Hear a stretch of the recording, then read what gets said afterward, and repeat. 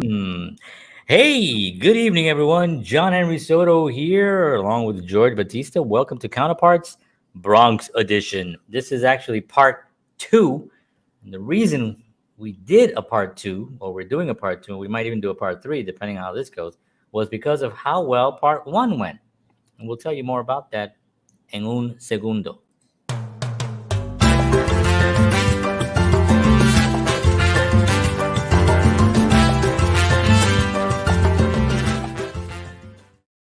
All right, welcome everyone. John here, George over there, and we had a show last week or 2 weeks ago maybe, and it was about the Bronx, and we thought, let's talk about where we grew up, our experiences. I showed a building, like my wife thinks I'm obsessed with this building that I You are. grew up in. Yeah, I think I am obsessed with it. If I someday I might actually try to buy that building. I know it was for sale recently, a couple years ago. Maybe, if you're going to be obsessed with something, it's not bad to be obsessed with a building, Right? right? Buy the building, make I'm it look addicted to a nice. building. Yeah, I'm addicted to a building. So yeah, exactly. I could be like, "Where's my pipe?" And you got Exactly. issues. Hate when that happens. Yeah. So but yeah, we had that show and we had a lot of engagement. Yes. You guys were like really involved. We had a lot of people making comments and talking, and we looked at the numbers later on, and I was like, wow, we got a lot of people commented. And then as the show was being shown later on, it actually also got more views, and some people were message saying, oh man, I missed the live for. And I say, we're gonna do another one. So hopefully they're here now. If you're out there and you missed part one, you can check out part one after we get done with part two, which we're in the middle of right now. But yeah, so we're gonna talk today. We're gonna talk about some Bronx facts, which I think last time was really interesting. There were a lot of things that I didn't know. George did some research on some stuff, so we're gonna talk about that. We're gonna talk about some music. We're gonna talk about the music. George and I grew up in the Bronx, listening to music that people from the Bronx generally would not be listening to. It was a strange situation, but we love our salsa. We love our Spanish music. We love our. We're gonna talk about food, right? We have a little bit of a conversation about our food. That part of it might be a little bit challenging to get through, to be honest. So please bear with me because the food is amazing, but there are certain concerns. We're going to call them concerns that George and I have with our people. And in part three, we're bringing a cardiologist on. So Right. Bronx card. He's from the Bronx, from Albert Einstein Medical Center, and we're going to be talking about what are you doing? That's what it's called. exactly. Get to hace. So well, George and I grew up. I think George. I think I'm four years older than you, approximately, right? Something like that. A little Something like over that. 4 years. So but we were close enough in age, and I was immature enough, and he was mature enough, where we kind of met, and we played music at a young age, and we got good fairly quickly, I would say, right? Yes. Like within 6 months or something. Yeah. Yes. It was With us not huge. playing, and then we just got a huge improvement because Yeah. we played every single day, Right. and we just put in all those hours. And the music that we were listening to was really, to me, it was really interesting because I grew up. We both grew up in an era where rap was right. It was called rap, or actually, it was called being an MC at first, right? It was like Correct. the MC on the mic, right? And Correct. then it became rap, Right. and now it's hip hop, right? Right. And being around the birth of that, I remember, and I don't know when was your first time remembering it, but I remember walking on the street, and there was this kid on his stoop with like some other kids and stuff, and he was doing this thing. Yeah, girl, yo, what the thing? Because I'm the man. I was like, Right. and I remember being mesmerized by what he was doing because that was the Mm. first time that my ears had listened to this kind of communication in this way. Right. And so I remember just being mesmerized, and I was like, what is that? And that was early on. And then a few years later, when I was actually able to kind of go out and hang out, I was at this block party, and back in the days, we had block parties where the light poles. those light posts. Yeah. At the bottom, if you open up the light post gently with a crowbar, you can actually go and plug in equipment. And so a lot of DJs would just have these big block parties and plug in their equipment on these poles. Now, the police, the cops, they were busy trying to handle, crime and like severe, serious issues. They were not messing really with the DJs and doing the block parties. Now they did have to show up because sometimes the knuckleheads show up at block parties and they try to start trouble and whatever. But it was a lot of fun. And they asked you to leave, so it was good. It was good. Yeah, no, it was good. I left. I mean, I was like, listen, I'm gonna take this hat and I'm leaving. That's right. That's how long I've had this hat. I've had this hat for no, actually, this was a new thing. But so this guy got on the mic, and his name was, and if Baby Spoon is still out there, his name was Baby Spoon. That was his name, and he was so smooth. He reminded me years later on of a Snoop Dogg, Right. like how Snoop Dogg is like so smooth and stuff. Yeah. And he reminded me of Snoop Dogg and like an Eminem flavor, but he was really, really cool. And then they would record, people would show up with like boom boxes and record the thing. So then the next day we would be able to hear it again, and, Right. and he was just with beats, it was just beats, and he was just like doing his thing by and that was the first time that I ever heard an MC. I'm the MC on the mic, tell you your name, and and that kind of stuff. And it was really mind blowing. And then I don't know if you remember, George, WBLS. Oh, of course, BLS. Yes. So WBLS, before hip hop, or before even the word hip hop was a thing. Go ahead, George. No, I just want to make sure I piggyback on let's stay on the hip hop topic for a second. Yeah, I'm staying on there. If you're staying on it, okay, then I'll follow whatever. No, go ahead. No. I was just going to say that because obviously, well, for me, first of all, it was the Sugar Hill Gang. That's kind of what. Right. That I remember having that album.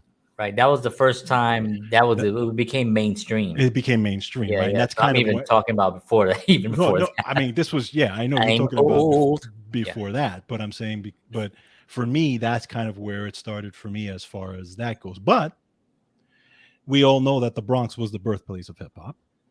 That's right. Okay, so now, go ahead. That becomes, depending on where you are, I know, but it becomes. It is very, very well established in the world of hip hop that is our argument. Now, other people can say that is, like Michael Jackson did not invent the moonwalk. There's footage of dancers doing it in the 40s. Right. You know what I mean? So it's not, but no one has really been able to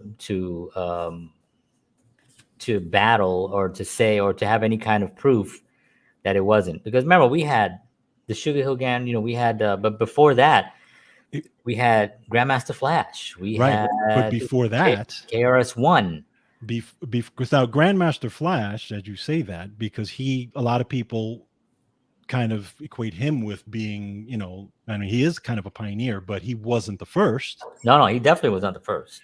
Okay, so it's established, and again, I don't know if there's controversy on it, but it's established that it was actually 1973 by a gentleman named Clive Campbell, right, who is known as DJ Kool Herc, right.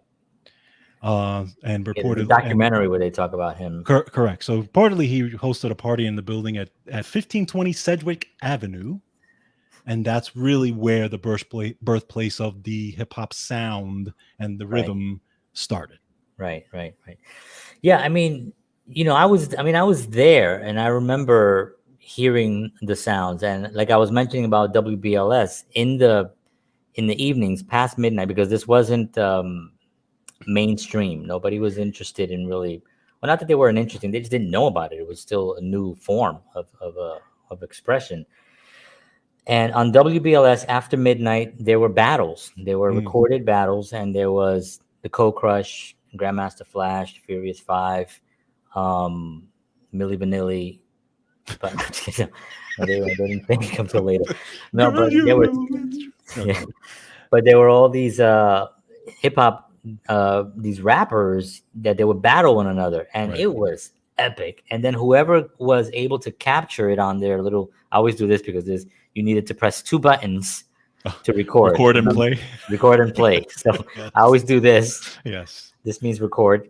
Yeah. So whoever had the best recorded version from that, the next day or the next weekend or the next week, whatever it was, when we were hanging out, they would be playing that, and that's what that'd be the thing that we'd be listening to. We'd be like, oh, because they'd be Right. snapping at each other. It was a battle, rather, but of course it was all gentle battle, and it's not like today I'm going to kill you and shoot you in your head. It wasn't anything like that. It was just like, yeah, I got more money and my girls like me more, and that kind of stuff. It was they did talk about the streets, and they did talk about how rough things. And I think when Grandmaster Flash and came out with broken glass everywhere, people are pissing on the steps. Oh, I can't say pissing. I can say pissing, right? It's our show. Pissing on the steps, like they don't care. Anyway, that whole scene, that was like a very, very dark representation of the Bronx put to music. But it was like such a smack in the face when I heard it for the first time, because one, it was such a cool song. Right. Yeah. It was like broken glass everywhere. People pissing on the stairs like they just don't get, and it was like, and when you first hear it, you're like, oh my God, they're talking about us. Mm-hmm. They're talking about what our experience, but they're putting it out in such creative and musical way, and what goes through my mind, I remember thinking, man, this is going to impact the world. Wow. Because people are going to hear this. Yeah. And more people are going to start getting influenced by it and want to actually communicate their experience through this. You know what I mean? And that is what's happening. That is still going on, although it's gotten very commercial now, and it's all about the 4-minute song about disrespecting someone, which I don't, I like old school hip hop. I like the messages. I like fight the man. You know what I mean? All that stuff is really still really what it was for me. That was powerful. I agree. I'm trying to think of it. It was Grandmaster Flash, Furious 5, Sugar Hill Gang, of course. I mean, they were the first that became where people were like, oh, we can make money off of this. Yeah, Melly Mel. Yeah, and all those guys were Melly Mel.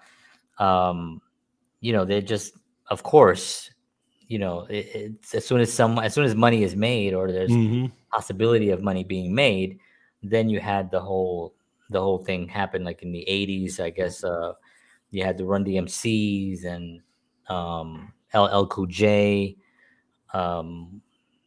What's the other? I mean, there's just so many.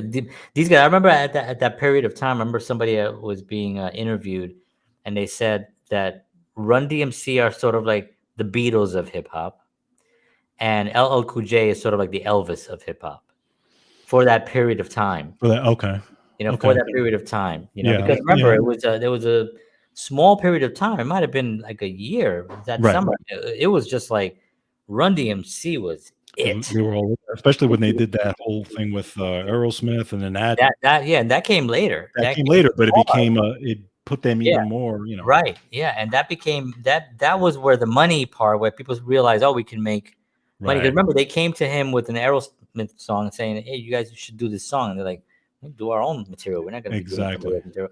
But they saw the potential of unifying these two genres, which turned out to be humongous. But even before that, it's like that, and that's the way it is. That stuff. When that came out, it was, and then people would just take the beats and just and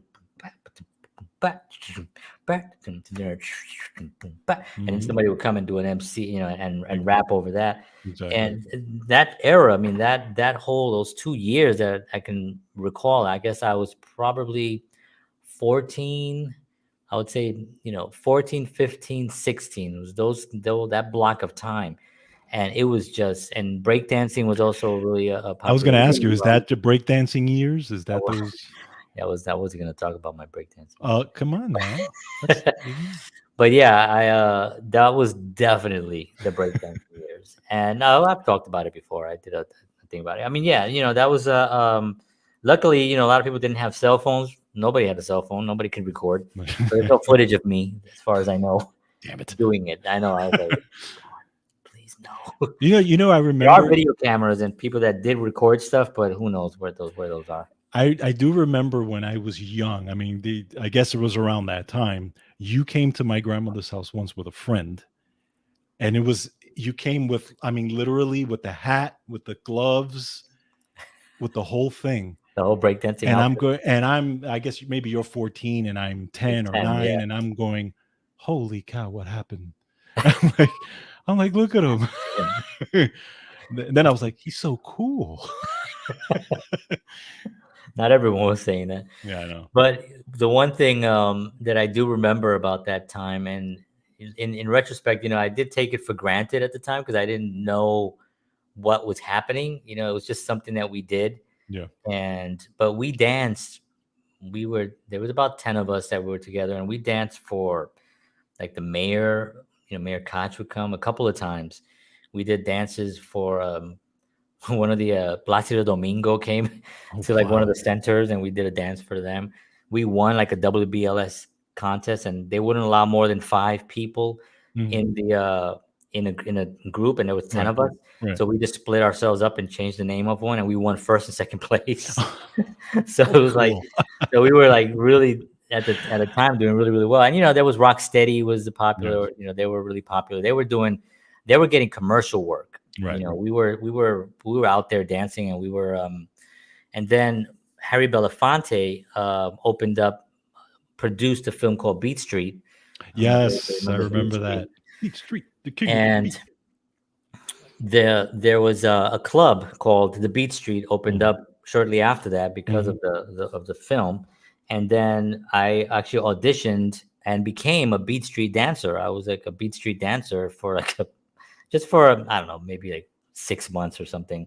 And I'd go there, and the whole premise was that groups would come and challenge the Beat Street dancers. Right. You know what I mean? Right. Now we were good, but there were guys out there that were like like really good. Mhm. Luckily they never showed up. So everybody who came we took care of. But it was but another thing that I remember kind of like taking for granted was I would go to almost every club. I never paid for anything. I never paid to get into Funhouse, First Class, Skate Key, that on Fridays and Skate Saturday key. nights became a dance hall, Mhm. and whatever the other ones, Devil's Nest was another one. Never paid. I would show up, and because I was a unique looking person, I'm short. I always had facial hair, like interesting facial hair, and I had my outfit. They would just see me, and the bouncers would be like, "Yo, come on, shorty, you can come in, you can come in." And the reason that for that was because people would come to see the dance, to see the Right. break dancers and compete and all that stuff. And I just thought it was a normal thing. Like, oh yeah, that's the guy that I know. Right. He's gonna let me in. There's a whole line of people waiting, and I just go right in like nothing. And it was just an interesting time to be alive, to experience that birth of hip hop Right. within that whole scene, because it was a Absolutely. big scene. I mean, it was and it's still going on now. I mean, I look at these breakdancing, they have these world competition breakdancers now. Yo, Yeah, off the these charts. Off guys the charts. are Yeah. phenomenal. I mean, we were like impressed with a really good backspin and windmills and stuff like that. But these guys are doing things now that are acrobatic, like Yes. literally Olympic quality stuff. Yep. Mhm. Isn't breakdancing like in the Olympics now or something like that? Wasn't The moves are. I know that a lot of the moves that I saw in gymnastics on floor, right. they did a lot of stuff that I remember. It Hmm. kind of bleeding into that because Okay. maybe it was in there. Maybe we took it from there. I don't know how that went, but I know I took notice of it later on where I saw them doing breakdancing moves. Right. And I was like, oh, that's something we do. So I don't know if it was something we took or they took, but I don't know if it's an Olympic sport. It's a very difficult thing to make into an Olympic sport because of how different. I mean, no, not different. How similar the dance styles are. Mhm. There would have to be some criteria written down of what's the perfect windmill, legs extended, no Right. bending of the legs. We knew that. So then that would have to be and then you kind of then take the fun out of the fact that it's a dance that's spontaneous and you do whatever you kind Yeah, of but isn't that kind of like what they do in like the floor exercise of gymnastics, correct. right? A Yeah, person has to have a perfect correct. whatever in order Yeah, to, right? yeah. I mean, that's what I'm saying. That when you're dancing, you're not really thinking about I gotta have my legs extended perfectly. You know what I mean? But then if it becomes a thing, if it becomes Yeah, a dance, yeah, you have to well, it's think sort of about it. like championship dancing, like tango dancing or Right, salsa dancing competitions. They're all over the world. These huge giant competitions. right. Conferences like that. I just saw one. I follow a couple of dancers, salsa dancers and stuff Mm, like these. This husband and wife team that they travel the world, and they it's amazing how popular salsa is all over the world. And right. there's huge conferences Mhm. there. You have to do the steps. Everything has to be on time. You got to be the timing has to be perfect. Everything has to be, because that's what the judges are looking for. With Exactly. breakdancing, the people that do breakdancing are not thinking with that. They're thinking with, let me get this move down to beat that move that guy just did, Mhm. whatever it is. Right. And there's so many moves that then you have to, like when you're doing the bars, the two bars, the Yes. parallel, there's Parallel certain bars. moves that you have to do, Correct. right? You have Yes. to do them. Right. Right. So like, what's it going to be? It's like, okay, well, you have to do a head spin, you have to do a back spin, and then after that you can be a little more creative. I don't know. It could be, but it was a wonderful experience. What I mean, and I I loved it, and I I became to a ghetto celebrity. And I remember being waiting for the subway train and hearing like, that's the guy that break dances. And hearing that, and being really awkward with that. And you're 16 years old, 15 years old, and all you're thinking about is like getting to that clubs because you want to hear the loud music, and you want to dance. Right. You want to see who's there, and of course, even girls and all that stuff is part of the whole game. But the the unfortunate thing about it is that it got associated with like gangs and stuff, and then there was like unfortunate incidences that occurred that I've spoken about on other episodes of just really bad things that have happened. People have died, just wrong place, wrong time at a battle and stuff like that. And Yep. Yep. and I did a lot of battles, and I would literally be in my house, and people would be yelling at my name out the window. My mom would come, they're calling you, and I'm like, I look out the window, yo, that guy from Fox Street is here. He wants to battle.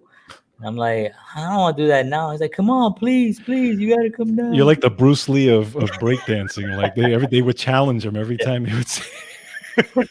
And one day, two quick stories, but one day that happened. They called me up, and they want to battle for names. This was like a thing. And I was like, I don't really get. My name was Elek, right? That was my name, Yes. and it was a capital E with a little hyphen, LEC, and it was like for electric, and it was just E. Like, I don't know. Somebody gave me that name, and so they were like, so people yelling Elek. I'm not even listening to that. Elek. I don't know what they're saying. I don't respond to Elek. It was just, Right. but I did have it on some clothing. So finally, my mom was like, so I went down, and these guys from like Fox Street, I always remember that, and it was three of them, and they were called Snap Crackle Pop. That was their Okay. that was their name. No, wait. No. We adopted the name Snap Crackle Pop as a joke Okay. a few days earlier, and then Right. people were saying they want to battle you for names, Right. and the guy's name was like KK and or Kiki or something like that, and then these two other guys, and they wanted to battle for Snap Crackle Pop. Okay. And in my head, I'm thinking like, yeah, you could take it anyway. I'm not. Yeah, I was. That was a joke. Right. You know what I mean? We were just kidding. So they're like, no, they want that name. So they yell at me. So I go down and I put on my gear.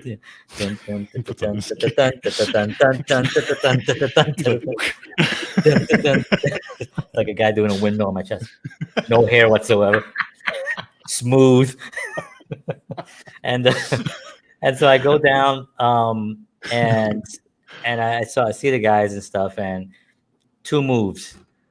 I went in twice, and then one guy turned to the other guy. He was like, "Go ahead." And the guy was like, "You go ahead. You go ahead." And of course, what happens in a battle, because if a lot of people go to battles, the circle already knows when someone hesitates.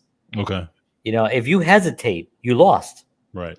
If you're standing there waiting to go in, and you're just like waiting for them to finish so you to go in, you're Right. still in the game. Right. But if you go like, go ahead, you go, you're done. Because then the whole Wow. crowd goes, ah, and they all start screaming. And that happened at Skate like a lot, not just with me, but with like other battles that I was seeing and stuff. And so everybody yelled, so that was done.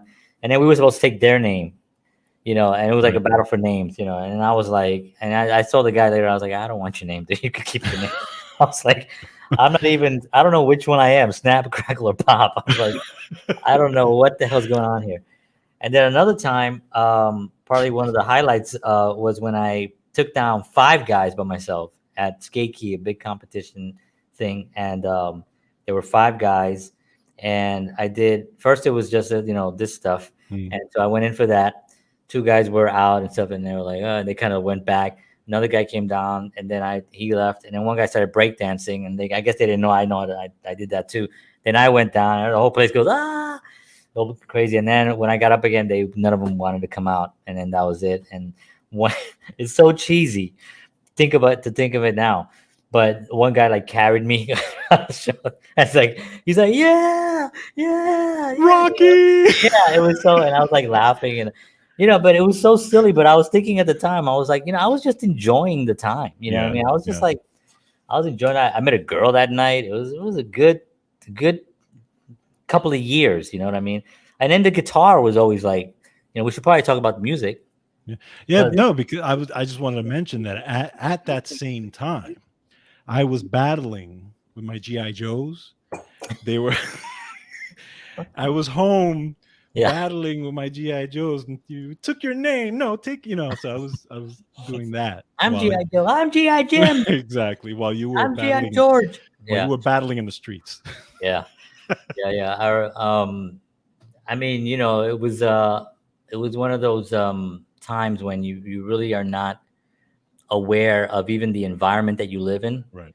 Because we were living in such a rough environment, you know what I mean, and buildings burning and drugs and all this stuff that was going on, but yet there was this other life, there was this other protective life that you were just a dancer, you know what I mean, and when we walked into places, we were all dressed with, our windbreakers with the white stripe, the red suit with the white stripes, and with whatever hats we were wearing, or some people were wearing those do-rags on their heads and stuff. And, you walk in as a group like that, people, it draws attention, and it's a fun feeling, because you're literally going in there just to dance. Exactly. Right. You know what I mean? Just to dance, and you're just having a good time. And, I did get to meet some of those Rocksteady guys, and they became very famous, and within that world, like they were on all the movies, and they were like, and I would see them and stuff. And, it was always like weird to me to be in a movie doing that, because I thought the movie's not going to, and it did happen. Like I remember thinking in my head, you can't really carry a whole film with just breakdancing. It's got to be a really good story. Right. Sure. You know what I mean? And it's just got to be a really good story. It can't just be about, and those movies like Break In and Beat Street and other things that came out, really did not have the really necessary story to have breakdancing as like maybe as a almost as a character within the story, but not the focal point. Right. Right. And it was really difficult to do that, and without actually also being depressing. Yeah, of course. Where everyone gets shot and everybody's on drugs and everything looks dirty and everything, and it's like, well, you took away from breakdancing, in my opinion. You know what I mean? And I've had conversations about this throughout the years with guys from that era that are still friends of mine, that we still chat via Facebook and stuff. And, we've chatted about it, and, it just seemed like they didn't represent us properly during that time, and we just got a bunch of movies about the worst part of the Bronx with a little breakdancing thrown in and stuff like that. And all the actors and everything was fantastic. It was great, but not the best. Not the best. They could have done better, George. I talk like that, I get my ass kicked in the Bronx. I'm not gonna But be yeah, no, ignored. yeah, I would not be ignored. Kuriaki. That's one of the guys from Rocksteady. Oh god. Okay. So that leads us to music because obviously I was involved in that really for the music. It was the music that I loved. I Right. loved to roller skate, so I roller skated almost every weekend. I don't know where I got money. But I guess I didn't really get charged. I just needed to get there. Um, and the music for me was early on. You know what Right. I mean? Like Yep. my grandparents had records and were listening to. Actually, I was named after my nickname is Tito, and I was named after Tito Rodriguez. That was my grandmother's favorite singer. And Tito, he died young. As a matter of fact, I was watching this not long ago. He was about my age when he passed. Really? Yeah, I had no idea. For some reason, I'm thinking he was like 80, but no, he was like a young guy. Not that I'm young, but I'm youngish, and I was really surprised that how popular he was. Sort of like the Frank Sinatra of that type of bolero singer, Hmm. Hmm. bolero music and ballads and stuff like that. And he was great, So that was my grandmother had all his records, and whenever a new record come out, you would see it in her opening up the cellophane on the record and put it on, and of course there was Tito Puente that was also very Right. popular growing up. Seria Cruz, El Gran Combo, which was always around, Hector Lavoe. Um, Jose Feliciano, which was like the first time I saw, uh, him playing guitar. I Sure. was Yeah. like, I could not believe Hmm. he was doing this. You Right. know what I mean? Yep. And my grandfather would always call me whenever he was on. Tito, ven acá, Jose Feliciano. And I was always run and watch. And but yeah, it was really that's what started me off. Yeah. You Absolutely. know, do you Absolutely. remember your first like music thing that you heard and you're just like, I like this? Yeah. It's a little. Air Supply, It's a little air supply. like Lost The in Love. Yeah, world to me.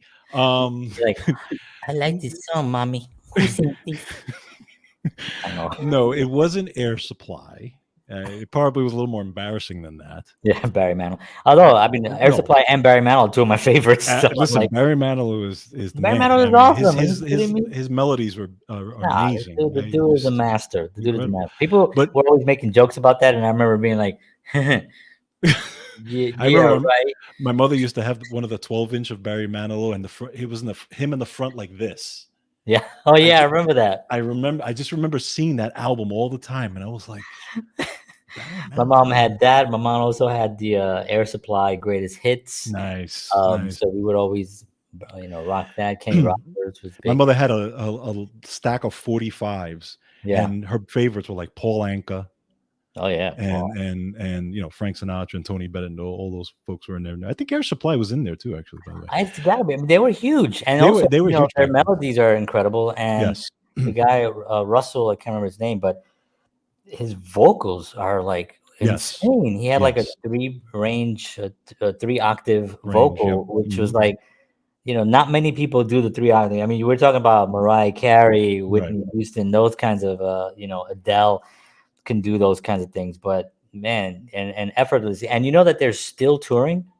Yes, I did hear that. I watch I them. was shocked. I didn't Yeah, even I know that. follow But them on Facebook, and wow, whoever does their social media every once in a while when they're doing a song, they'll go live, and I get a notification. I didn't. Wow, that's amazing. Yes, I get a That's so cool. notification from Air Supply going live. Um, Okay, John. He went from yeah, hip hop hero to Air but yo, Supply in the Bronx when I was like getting in the clubs to for free. to Air Supply in Nashville. Oh my, have the tides Times have turned? changed. But But yeah, no, so, they're still great. but anyway, for me, the way it started was much greater than Air Supply and all those good things was Kiss.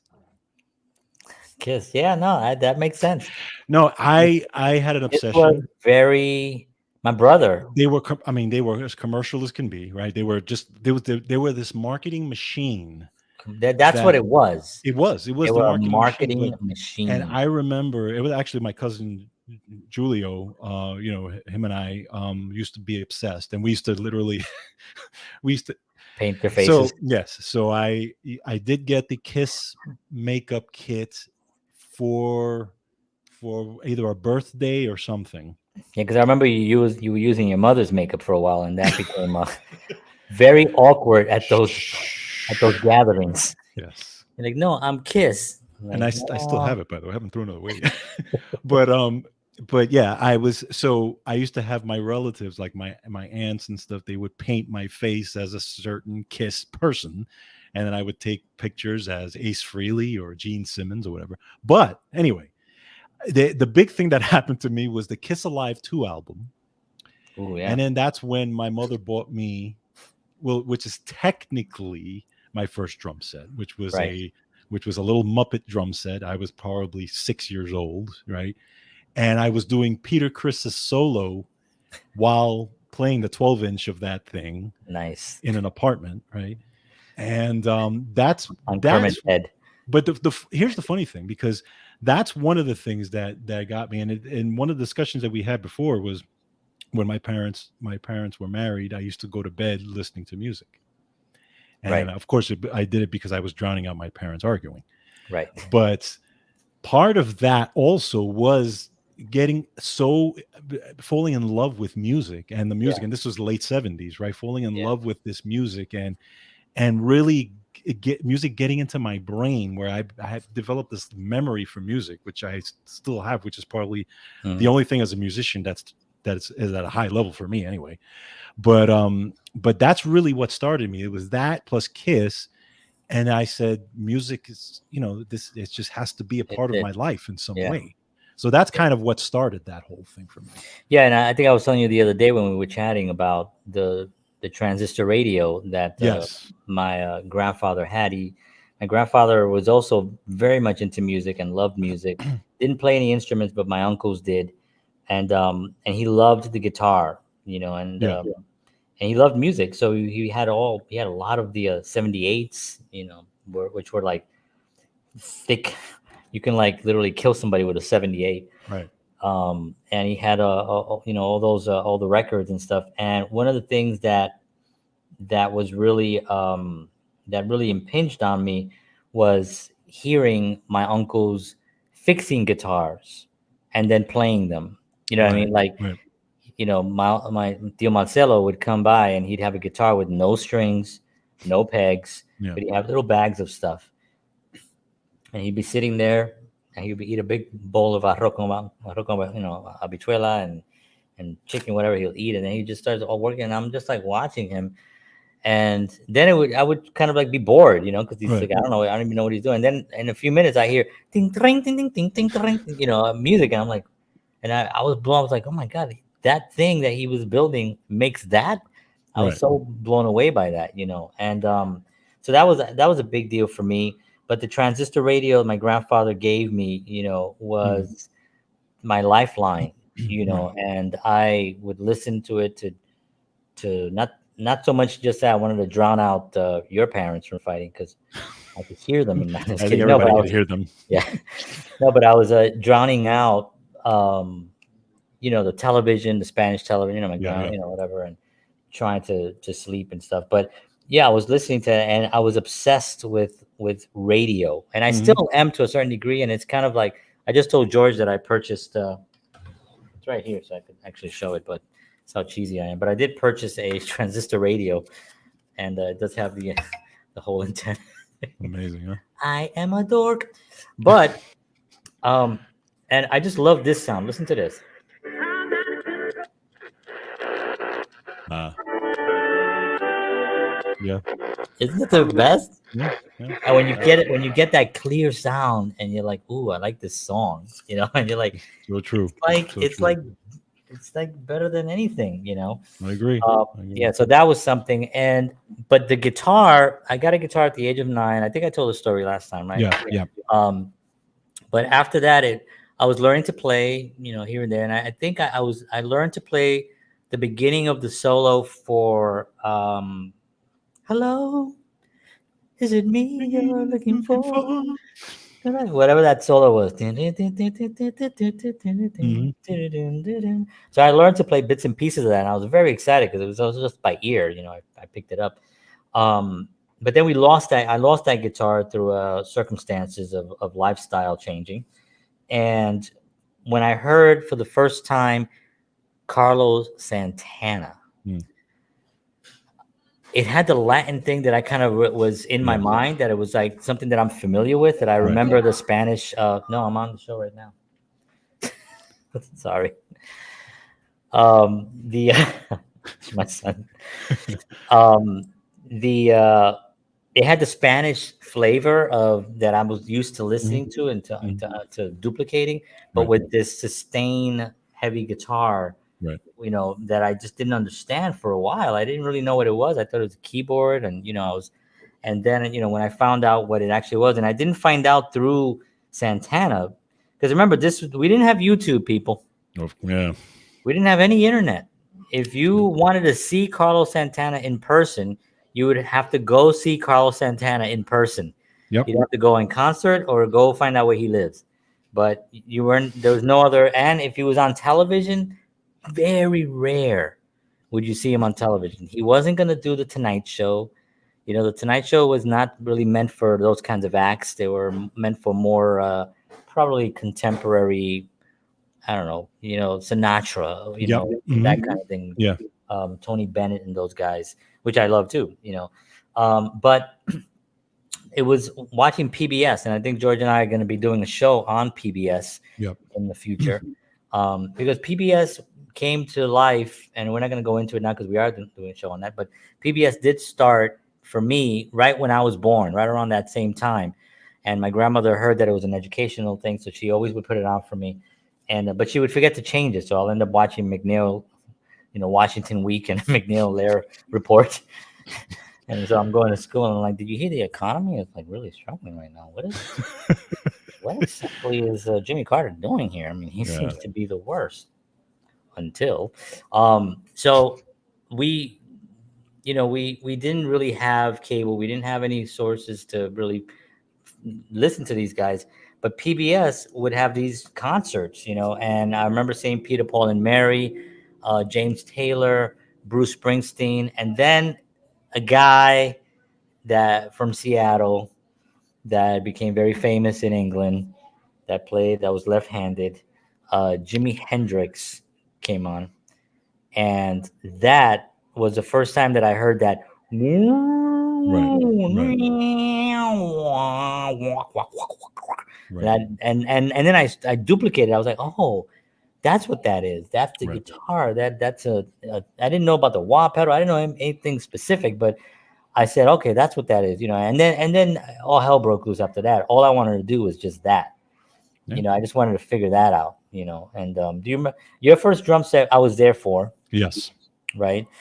We'll probably do like a series of just Bronx episodes. But let's We talk about the Bronx. yeah, I was gonna say. Well, all of this is It happening is. in the It is. Bronx. It happened in the Bronx, All right? of this, yeah, that we're talking about This is a is in Bronx the tale. Bronx. Yeah, this is the Bronx tale, our version of it. Yes.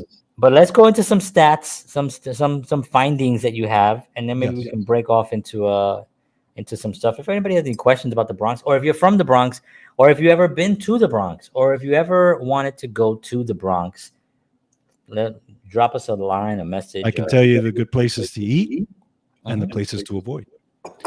But here's one. Here's one interesting one, John. Do you know? And I think I'm saying it right. The Morrisania Sure. and Morris Avenue. Mm-hmm. Okay, so they get their names from the Morris family of the Bronx, of which Lewis Morris was one of the signers of the Declaration of Independence. Do you know? I do know this. You know why? Because You were there there? are in near where my sister still lives in the Bronx. Um, there's a cemetery that Correct. has two of the Declaration of Independence signers. Yes. One is Morris, and the other one is Tony Orlando. Right. St. Anne's Church. That's it, Tony. I like how you were just like, It was like one of those boomerang things Yeah. that came back. Tony Orlando. yeah, he wrote it, he signed it, knocked 3 times on the ceiling. St. Anne's Church Mhm. on St. Anne's Avenue and East 142nd Street on Mott Haven. That's it, Mott South Haven. of That's where my sister lives. yes. So that's Yeah. I didn't There know is that. history, yeah. There's definitely history there. Yeah, yeah. There's also a famous rock in near the Pelham Bay area, I believe it Mhm. is, Yes. where George Washington Right. had to regroup his troops in order to take Pelham, I believe, Right. Correct. right? Correct. Yes. And Yes. yeah, so that was actually I remember going there. Remember, I rode my bike everywhere when I was Yes. so I would take my bike on different little things, and I would see a lot of the Bronx, and I would see places like that. Yeah, because they have the monument of George Washington standing next to Tony Orlando. Right, So exactly. Right, and then Dawn is right behind them. Yeah. another fun fact. Did you know?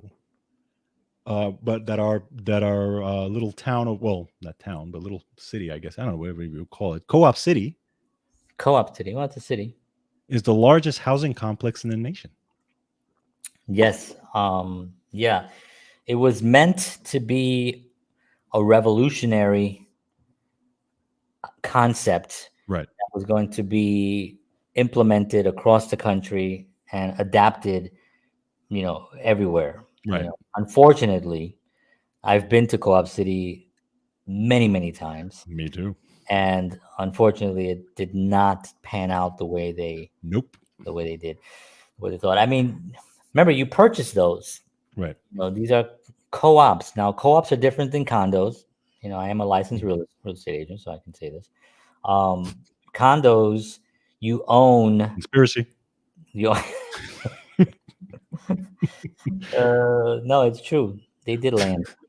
A condo, you own everything from the paint in. Everything from the paint in, meaning that if you're in your house, you have to get permission, but you can actually put up a wall. Right. You own that. A co-op, you can't do anything. Correct. You only own a piece of the cooperation. It's a Right. co-op, and you Cooperation. own a tiny piece of it. Now, here's the thing. That cooperation collects dues, Yes. and those dues, monthly dues, go into a pot that get used to fix the community and to revamp things and to Yes. expand it and to make things look pretty. So if that money is misused, which really rarely happens with humans, Yeah. if that money gets misused in some way, or Mhm. there's just not enough good policy, or maybe there's corruption. I know that's conspiracy. John, come on now. No, I know. Let's get real. Corruption does not happen. No, of course not. But if for some reason at some point, maybe in the month of June for like a weekend, somebody did something that they shouldn't have done, then that would actually affect not only the whole cooperation, but every single individual that works there. Now their property is worth less. That's why when co-ops, I had an opportunity to actually sell a couple of them, and I did not want to sell them. I would much rather sell somebody a condo that they actually own rather than a co-op. So, but anyway, Co-op City did not pan out the way we thought that it, or the way they thought that it did. So, Correct. which is sad. Yeah, it's sad, but But let me yeah. ask you this. I got Yes, sir. one question. Sure, you can ask me anything you like, sir. So, what year was No, that? I was 12, and I just it's okay. I didn't know what I was doing. They said it was candy. Good. So, what year? Do you remember what year that went up? Let's see, off the top of my head. I thought you had it in front of you. I thought maybe I do have it in front of me, but I have to read. I don't think it says actually in this piece here. Had a It crack does not. squad. research center we got here? Crack squad. Oh, listen, we would not have even gotten to this. So stop it. I'm still mad at you, by the way, because you keep dissing my facts from last time about the Hall of Fame. I don't even remember. I did so many things. I dissed so many things. Yeah. So I don't know year. It's good. It doesn't matter. We don't. Yeah, no. It's interesting though. It would be interesting. Yeah, and it's funny because I don't know if you remember Stevenson Common. Of course, I remember Stevenson Common. I used to have family that lived there. Correct. So we lived there for a little bit, and that was sort of like also a building that was sort of a revolutionary kind of a concept of an idea. Right. Where there was all these complexes and the building, they had a security thing you had to go through, and you had to go through a turnstile to get into the building. Well, I mean, all that stuff was, but then the quality of the service and servicing the people, it just went down, and then it became like really we moved from there because it was so bad. Yeah. Yeah, and that's part of the issue with some of those areas and some of those things where it starts out as a great concept or whatever, and then all of a sudden it just completely you watch it kind of disintegrate, right? Yeah. I mean, and I know people get mad at me for saying things. What? But it's John Henry Soto at Proton Mail. No, but I always say that it's the people. I mean, like I know it is the people, and I know that sounds like so silly to say. Of course, it's the people, but it's not just that it's the people, but it's also the building management not putting into its documents. Like I've done a lot of contracts and stuff, certain things that have to be met, or you can be evicted, or you can be in trouble, or you have to pay a fine, or you have to, what I mean? Like these things were not put in because nobody wants to live. Nobody there wanted to live in a neighborhood like that. You know what I mean? But if you allow, if you, and this is again where it gets a little controversial, because we had Bobby Watts on a couple of days ago, right? And he was talking about subsidized housing, right? And how that comes about and stuff. And so, a lot of these subsidized housings, unfortunately, if the management that's running them is not as strong, as any other organization or company, I mean, if they lack management skills, then what they do is they allow the tenants to run. Remember, they're renting. It doesn't matter if it's subsidized. We rent here. In this, right now we're renting. When we moved here to Nashville, the only place we get is little 2-bedroom apartment. It's fantastic. We love it here. We're not complaining. But we are going to build something, and we want to do that in the next year, right? Right. But when I'm here, I make sure my kids don't scratch the walls. I make sure that, because we don't own this building, right? Yeah, I mean, I don't want people to come in, and we didn't have a huge deposit here. This isn't like New York, where you have a month's rent and a month's, but there's nothing like that at all here. But when I leave here, I want this apartment to look the way we moved in here, because I'm respecting the fact that I do not own this. That is something that I think sometimes does not fully get duplicated, and I grew up in the Bronx in many buildings. So I'm talking from experience. I'm not talking from the guy living in a nice suburban community in Nashville now. I'm talking about when I was in the trenches and I was living there for most of my life. I mean, I didn't get out of the Bronx, or at least move out till I was like 24 years old or something. But and you're right, but there's two concepts there. Okay, because for you, for example, number one, you came in with the awareness, right? With that awareness that I have to respect the place. I'm respecting where I live. Because my grandparents instilled that in me. Correct, exactly. So you came that was instilled into you. That's the first thing right there. And in a second, there is also this concept of renting versus owning, right? Right. When you own a house, statistically you're usually going to keep that house in better shape, of course, because than if you rent it, because you own it. It's an investment. It's your investment, right? And which can lead to a return if you at some point you sell it down the line or whatever the case may be. Correct. So, there's that, but again, that was instilled into you just like as it's instilled to me. I lived in many apartments. I mean, I live in a home now, but through my childhood, all the way into my teenage years, this, we went from apartment to apartment to apartment. Yeah. In the Bronx. Okay. We went from Castle Hill Avenue. We went all the way to Pelham Bay Park and all that. And, I was taught you respect where you live. You respect it. Here's the interesting part for us. When we moved into Castle Hill, and John, you remember this, Castle Hill was predominantly an Italian neighborhood. Yeah, it was actually a nice neighborhood. It was a very nice neighborhood at the time. There was not that many stores. You were on Chatterton, right? Correct. We were on Chatterton. We were the first Hispanics to move into that place. You ruined and because of your fault. Correct. Yeah, it's my fault. I started the whole people would say. But the problem is the amount of racism we experienced when we moved in there was ridiculous. And I'm what, 12 years old, 13 years old, whatever it is.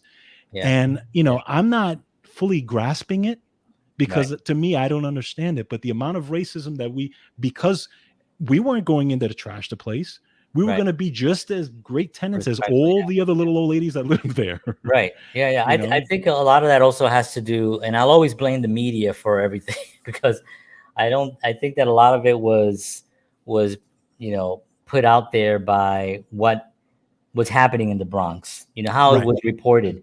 I mean, the Bronx became national news. Yes. The South Bronx, right? Of course, Bronx was burning. Right. We had Jimmy Carter, we had Ronald Reagan, and they didn't talk about the great places like Castle Hill. They didn't talk about Pelham Bay and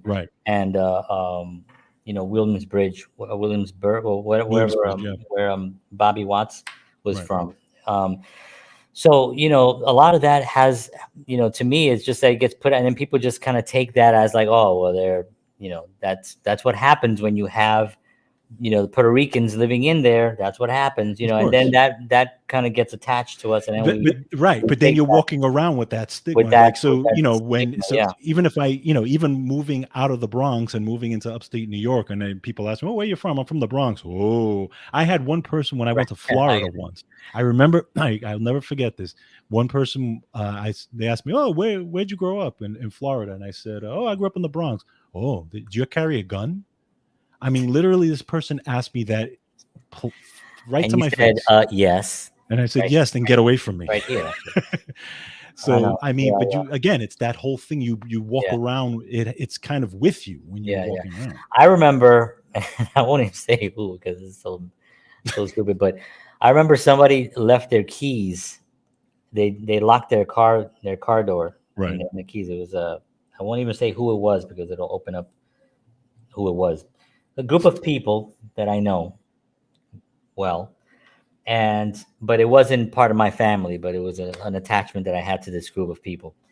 And they left their keys in a car, and they couldn't open the door of the car, So I swear to you, they looked at me like, we can't get in. And they looked at me like somehow I would have the skill to open up a car door and do whatever they do when they stick the hanger. In there and everything. And I was like, yeah, I don't know. I don't know. What do you think? I got like a blade in my mouth and I hold on. I thought you took your shoelace out and did it with you. Yeah. I'm like, I don't know how to do that. I've never done that. I've never stolen a car. You know what I mean? It's like, but I remember that feeling and it was just really hilarious. I mean, I never, I was either naive or it just didn't affect me or I just ignored it or something, or I just didn't feel it. But experience that type of racism like that. Like for me, it was, I was living in a doorman building on the Upper West Side. And I think I might've told the story, but I was living in a door. It was a really nice building. Like Tina Fey was living there. This was like during a certain period of my life. And I was living in this beautiful doorman building. So one night I was coming home from work and I stopped off at the I don't know, Chinese restaurant or somewhere to get some food.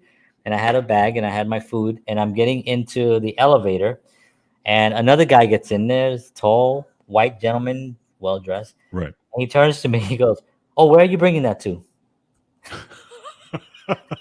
So he thought I was the guy Yeah. delivering the food, Right. and immediately I picked it up and I was like, "I'm bringing it to my house on the 11th floor." And he was like, "Oh, I'm sorry, I'm sorry." And he was like, you can tell that he was just mortified, you know. But then again, here's the two sides of it. Is that racism, or is that just knowing that most of the people that look like me deliver food? When I ordered food, the guys that look like me delivered the food to me. Right.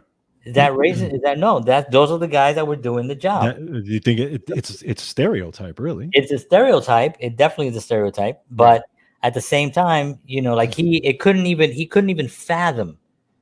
You know what I Right. mean? Right. Like that I That you could live actually in that live in building. that building. You Right. know, in that building. So I get that part of it. You know what I mean? But that's part of the battle that we have and that we're still struggling with. Well, it's part of the We need to battle of not elevate only ourselves. it's not only the battle of living from the Bronx, it's the battle of being Hispanic. Hispanic. Yeah, exactly.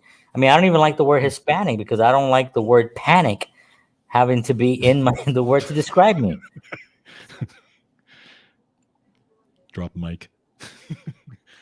So anyway, Or okay. um, I mean, yeah. So I mean that's part of the. We're going over an hour now. holy cow. Um, yeah, we got a lot to talk about the Bronx, but yeah, I mean, I think that we'll do a part 3. This time it's personal. Yeah. Oh God, the wrath of John. So yeah, no, but I think that you know when you're talking about the Bronx, this is interesting though because it does bring up a lot of other not just our own music and our own philosophies and how we were raised, but it does also bring up sociological Yes. conversations and the whatever stigma that you have because you were a Puerto Rican from the Bronx. Right. You know what I mean? Like I almost use it now as a badge. Sure. You know, as a badge of honor. Like Sure. people say, yeah, I'm a Puerto Rican from the Bronx. You know what I mean? Right. Not only that, I'm a short Puerto Rican from the Bronx. You know what I Right. mean? It's like, and I like having that. I like saying where I'm from. I like saying that I'm Puerto Rican. I like saying that I'm from the Bronx. You know, Mhm. but the reason I like saying from is because I have a good thing going right now. Right. You know what I mean? Mhm. I'm happy. You Mhm. know, I have beautiful kids. I have a good job. I have, you know, I have a career in other areas that I love. I make film that, you know what I mean? I have music. I'm fulfilled. Right. So it's not so much, had I not been fulfilled the way I am, or I had a different viewpoint, or maybe my awareness level wasn't where at the time, you know, I just didn't get it and I fell into traps or whatever. You know, pregnancy was a big issue. You know, I mean, if Yeah. I Yeah. somehow got into trouble early on and I got pregnant, now if I got, you know, well, it's These 2020. days it could happen. Yeah, you know. But listen, if it happened to me at the age of like let's say 16 or 17, where it's a different life for me. Yeah. It's a Yeah. different life for me, you know, because I was always Absolutely. irresponsible. I don't want to like diss that. I'd have to go out and get something that I don't want to do. I wouldn't have found my faith. I wouldn't have found music as much. I wouldn't have played with the band. There would have been a lot of changes in my life, right? So a lot of emotional things come into play. So that guy that didn't make it out, that oh, and by making it out, I don't mean make it out because I know people that are in the Bronx that are very successful. They live in the Bronx. Sure. You know, you were living in the Bronx up to not that long ago, and you were That's right. successful. You know what I mean? So it's not like I'm not talking about that. I'm talking about those guys that fell into traps Right. that made decisions based on popularity or money or status or something. They fell into the trap. Mhm. They're not at the place where I am right now. What are they saying? They're the ones that are out there possibly doing things that they shouldn't be doing, Right. and then you know just committing, you know, putting us step, you know, behind. You know, Yes. like you know, and that to me is like that's where it gets tricky. It's like how do we get all of us to understand that we all are proud. You know, we are all descendants of people that died so we can be here. You know what Exactly. I mean? They gave up their lives fighting for land that was taken from them. We got the Taino Indians in Puerto Rico. We have the Spaniards came in, um, and did a number. We had Africans also brought in as well. So that is what a Puerto Rican makes. If you go to San Juan today, you'll see right in the center a huge statue, and it represents all those three: the Taino Indians, the Spaniards, and the African. So when you have this type of history, you know, but yet it's has this cloak of this negativity, I mean, this thing that's over it. But yet you have this rich history. I mean, we didn't even touch the food. Right. We didn't even talk about the dance. We didn't talk about salsa, the music. We talked a little bit about it, but there's just so much of our culture that's just so incredible and rich, that's beautiful. And I miss, really being more involved in it. I'm here in Nashville. I don't have it a lot in my life. I do listen to a lot of the music. That's really where the challenge comes. So when we talk about these shows about the Bronx, it's much deeper than Yeah. just Yeah, talking about the Bronx and our experience. It's like, how do we help? How do we increase our pride of where we were for everyone, no Right. matter what you went through? Because I went through it. I went Yep. through Yep. rough times. Yes, You know you what I did.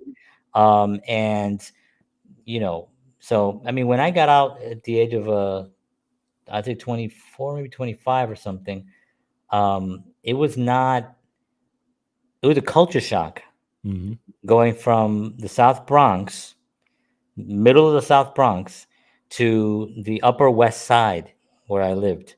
Right. It was a culture shock. I was, I couldn't believe it. I couldn't believe, I had never seen that many white people. You know what I mean? We just didn't have them. That's just what it was. A white person usually was a teacher if you Yep. had them. You know what I mean? So there's a lot that we need to kind of, you know, um, impinge. And I think George and I, our mission right now, we're working on a lot of things. I don't know if anybody's still listening at this point, but if you are, thank you very much. We love you. But George and I are really on a mission to really want to help a lot of people.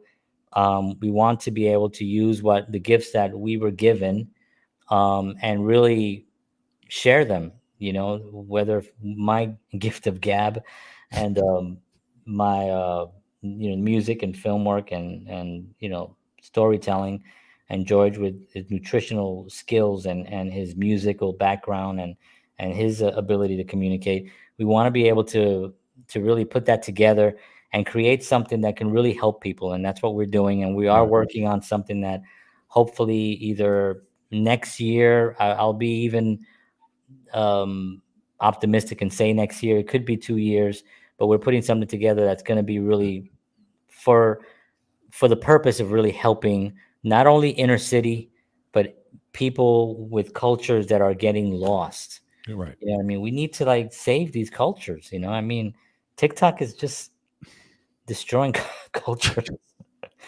I mean, it's not it's it's fine because I work in social media, you know what I mean? And so I can't bash social media, but I use it to help, I work for the council, I work for this homeless organization, and we do a lot of great work there. You know what I mean? I also help our show. I also Right. help my own personal content and my own personal brand. And it's always based on helping people and speaking the truth, whether it gets me in trouble or not. It's part of the whole thing. Anyway, George, you want to say anything before we get out of here? uh, I mean, I think that's pretty much everything that needs to be said at this point, really. But Yeah. Yeah, I think we want to thank everybody for tuning in. We will be back. We will do another one, a part 3, and we'll just continue doing these. As a matter of fact, maybe you can cut this part out now, starting from now, when we later on. We were actually, I don't know if everybody remembers, but I had a show. I was called JHS Show when I first started, and I interviewed a lot of people, and I did about 100 and something episodes of that. And those episodes were streaming on the Bronx network. It's not really streaming; it's actually a network, a TV network, and it's in the Bronx, and it's called BronxNet.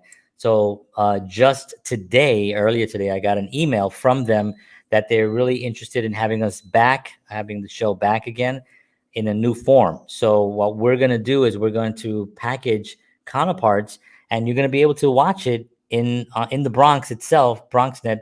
Our first 2 episodes will be these episodes that we did on the Bronx. We'll cut this part out. But no, actually, we'll leave this part in. Why not? Yeah. Hey, BronxNet. So we're very excited about that. And that's going to be something that I really hope that we can go back and do a lot of work there in the Bronx and really influence people with, and we also have a broad palette. You know what I mean? Like, we aren't going to only cover people that were from the Bronx. Right. We want to explore people's journey that can influence people that are in the Bronx as well as anywhere else that they consume it, because we're all on not the same journey. We're all on different journeys, but we all have a lot of the same obstacles that we run into: relationships, food, housing, jobs, all those things. We all have to deal with those things. So that's why we do the show.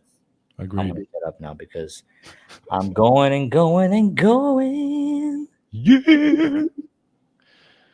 All right. All right. Well, folks, thank you very much.